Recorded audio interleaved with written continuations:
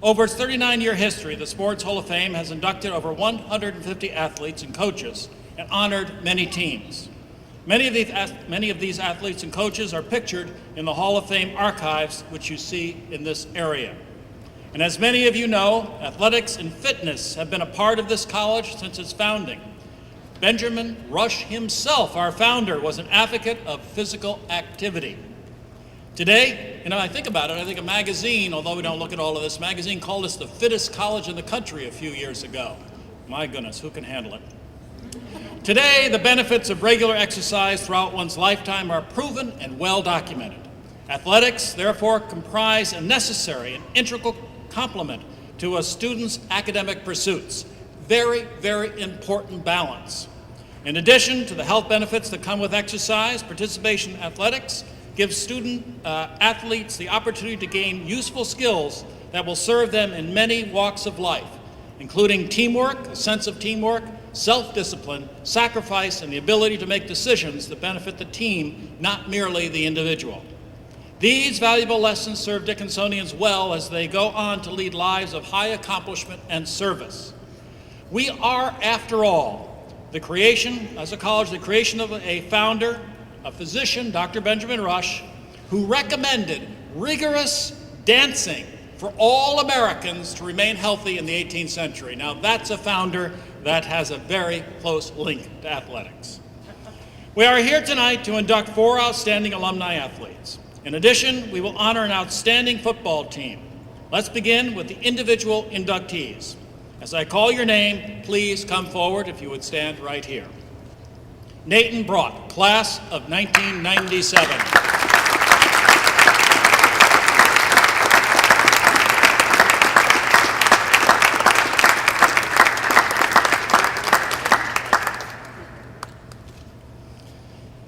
As a multi-sport athlete in high school, Nate initially considered attending college at one of the Division I schools where he received football scholarships. But a serious leg injury during his senior year of high school redirected Nate to Dickinson and to the college's basketball program. This proved to be a beneficial turn of events for both Nate and Dickinson. Sensing a good academic and athletic fit, Nate joined then head coach Dave Froman's team, and by the end of the season was named team MVP, Eastern College Athletic Conference Rookie of the Week. He was also named to the Monarch Classic All-Tournament team. Sophomore year brought more accomplishments and accolades. He was voted team captain by the coaches, an honor which continued for junior and senior years. He also earned more conference accolades during All-Centennial Conference Honorable Mention, including All-Centennial Conference Honorable Mention, Centennial Conference Player of the Week, and ECAC Player of the Week. As a junior, he added to his resume the National Association of Basketball Coaches All-Mid-Atlantic Second Team, Columbus Multimedia All-Mid-Atlantic Second Team, and a total of 4 Player of the Week selections. Senior year, Nate continued to fill up the record books. He was named First Team All-CC for the second straight year and finished his career as Dickinson's all-time leading scorer with 1,540 points.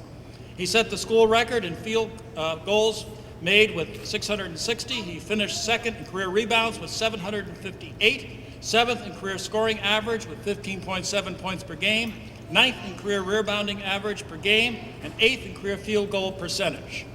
However, even with all of these individual highlights, Nate has said that his most satisfying accomplishment was when the team won the Centennial Conference Championship in 1997. Dickinson was never favored to win, but that year the team did it together. It was probably this mixture of the ability to be an athlete and humbleness which led his teammates to select him as team MVP, not just 1 year, but all 4 years. This marked the first time in Dickinson history that a player earned this distinction. Nate earned his BS in biology at Dickinson and was a member of Ravens Claw. He went on to Lake Erie College of Osteopathic Medicine and is currently doing a plastics and reconstructive surgery fellowship in Columbus, Ohio, where he lives with his wife, Heather. Congratulations on your induction, Nate.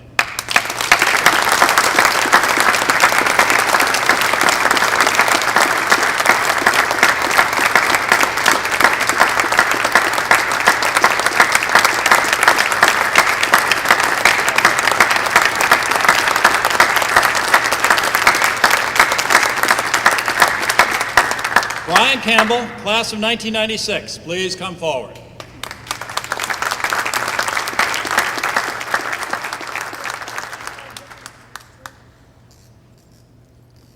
Allow me to quote, "He was a nice kid off the field, but boy, you put him on the football field and he had that nasty mentality a good lineman needs." End of quote.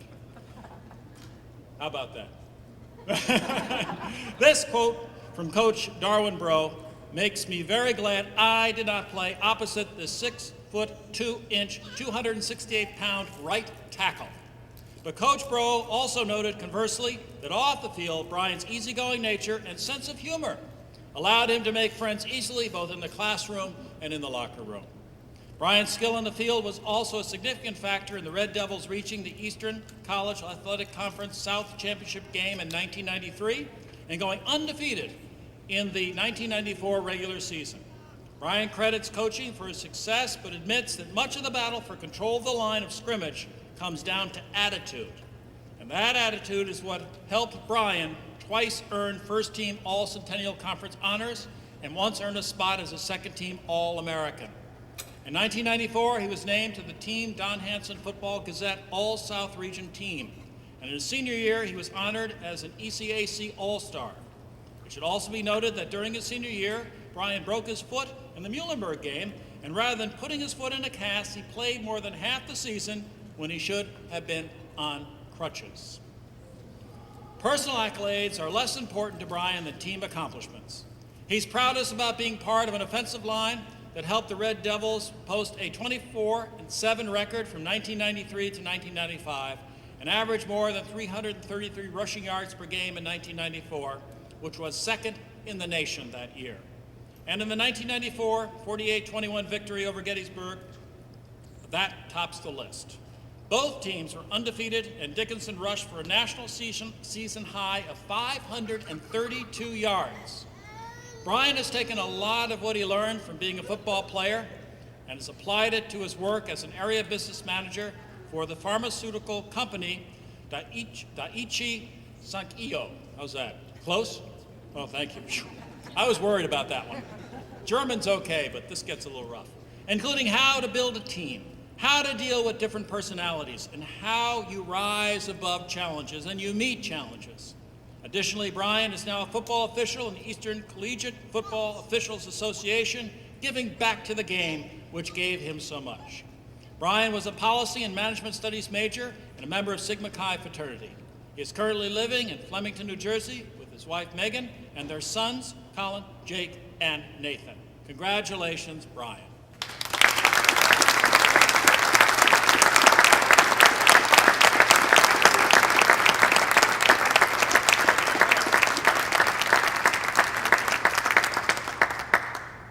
I love it. His sons are up here. One has a Dickinson hat that says football, and the other one has a Dickinson hat that says baseball. So we're cooking. We're cooking. Well done. Well done. He's a difficult one. No. I love to play baseball. That's good. That's good. That's good. Okay. Jennifer Roden, Jacobs, class of 1993. Please come forward. Excuse me, class of 1998. Please come forward.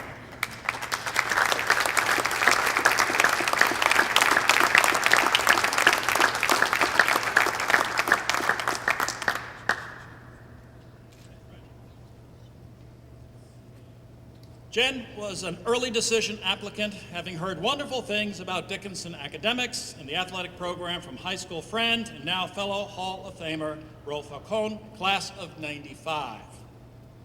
Jen played both basketball and softball her first year at Dickinson, but it was on the softball field that she made her mark.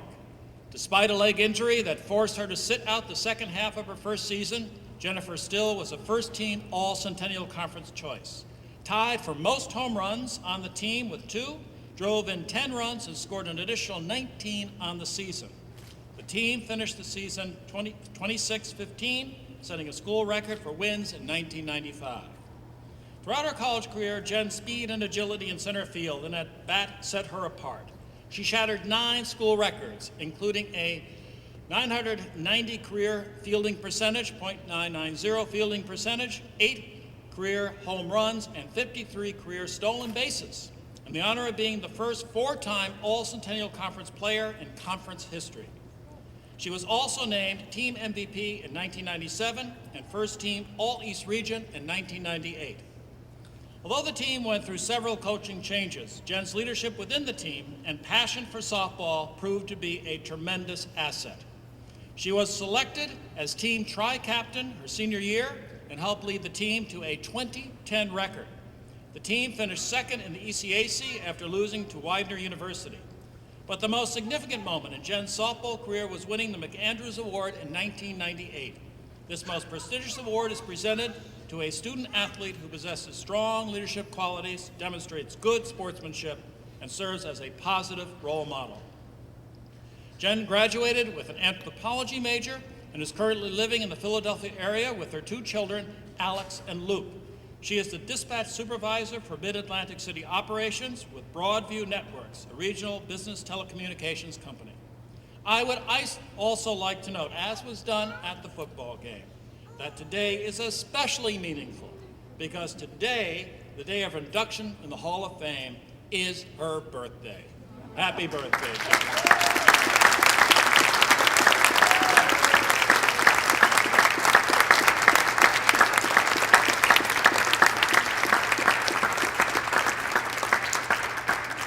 Lowell Ladd, class of 1998.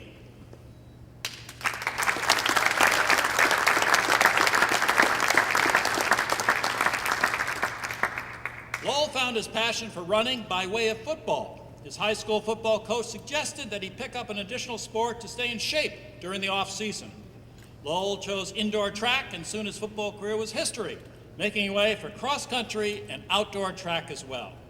When Lowell came to Dickinson as a freshman, he was already running an average of 80 miles per week. Pretty serious there, Lowell. 80 miles per week, well beyond what was expected. In fact, according to Coach Don Nichter, Lowell was never happier than when he got lost on a training run.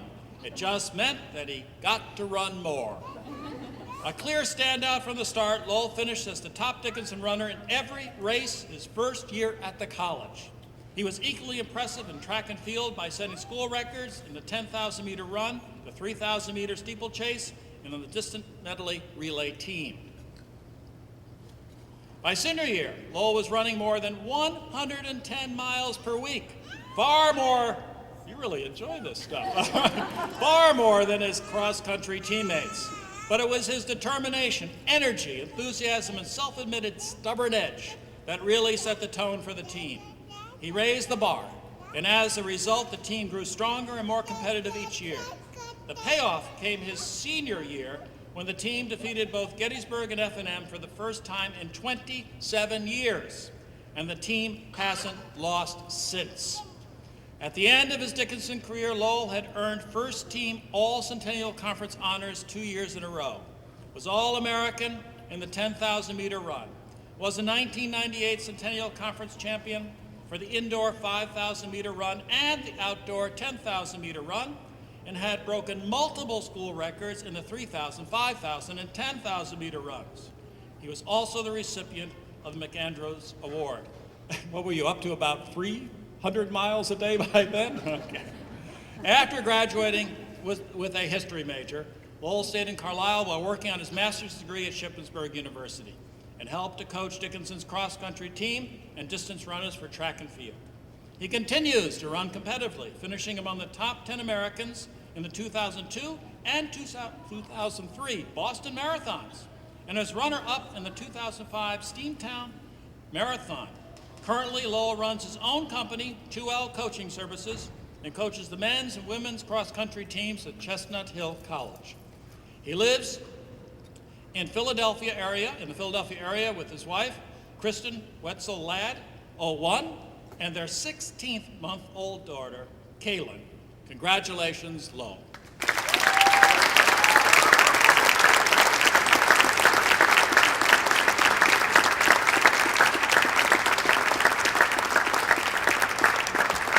I was checking that out to see whether he actually ran back to his seat or walked back. He did walk back to his seat. Well done. Okay. Next, and if worship, you're there? I'm glad you're here, Les. That's great. Where should the fine scholars line up? Okay. That's always a big question when you're coming up here. The 1991 football team, please come forward.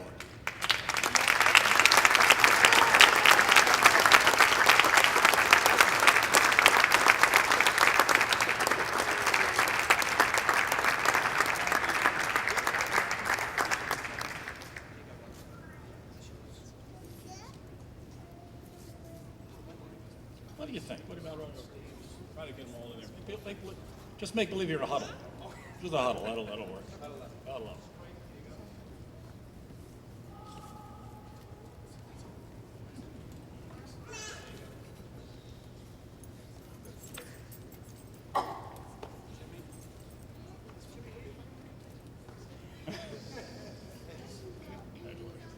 Ready.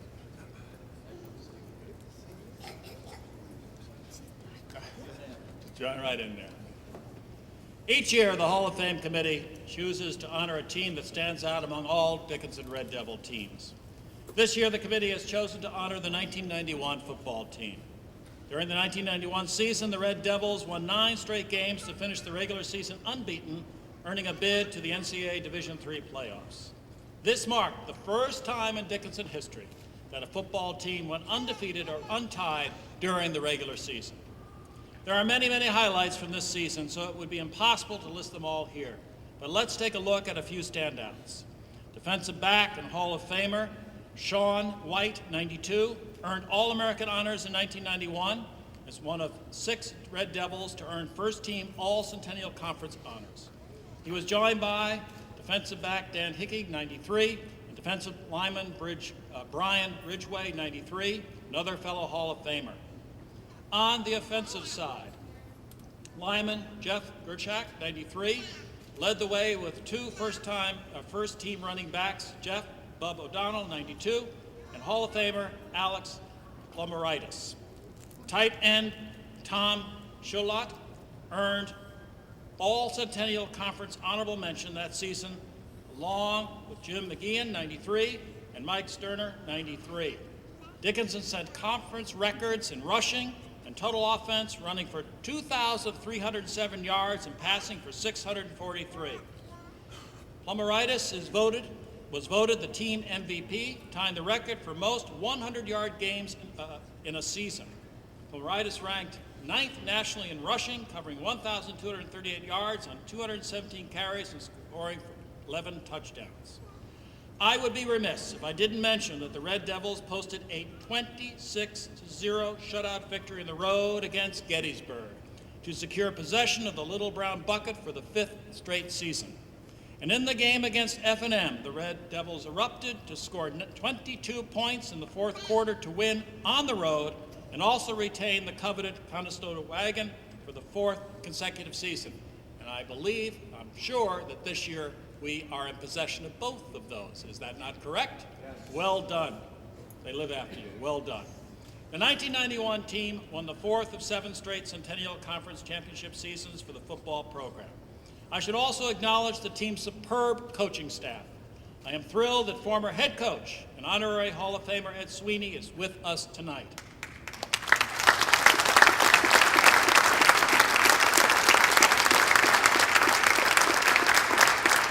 And of course, he was assisted by coaches Darwin Breaux and Joel Quattrone. These student athletes and coaches deserve our applause and accolades for the very significant part they played in this dominant area of Dickinson football. And I might also add, as is obvious, the ability to sacrifice their individuality to a team to get a job done. Congratulations.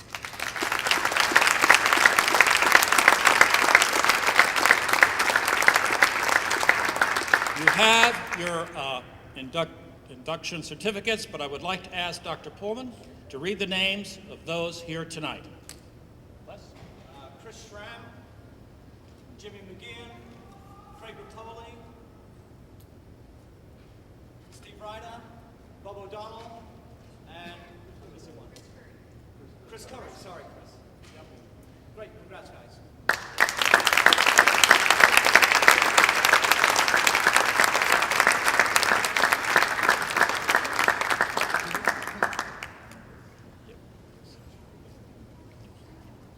I just wanted take the liberty of adding a piece of information with regard to today.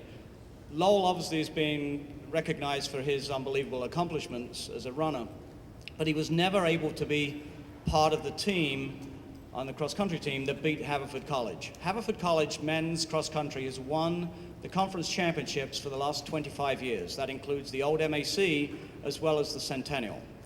And today, Don Nichter's men basically mopped them up. So, congrats, Don.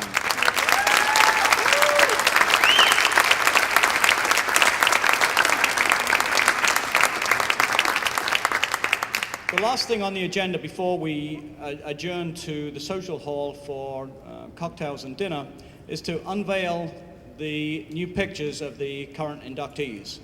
And it's traditional this time that the oldest member of the Hall of Fame that is present comes up to assist us with this.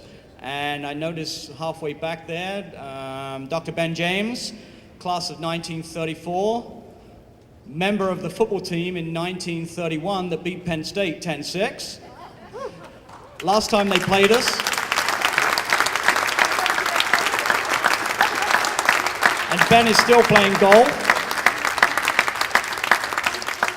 Are you still shooting your age? Or is better than your age? Yeah, that's good. Okay, Ben, come a little closer. And I'm going to take a liberty now. It's also the youngest person, and of the three people from the class of 98, I really don't know which is the youngest, but as it's Jen's birthday, Jen, why don't you come forward and you can help Dr. James to unveil the pictures.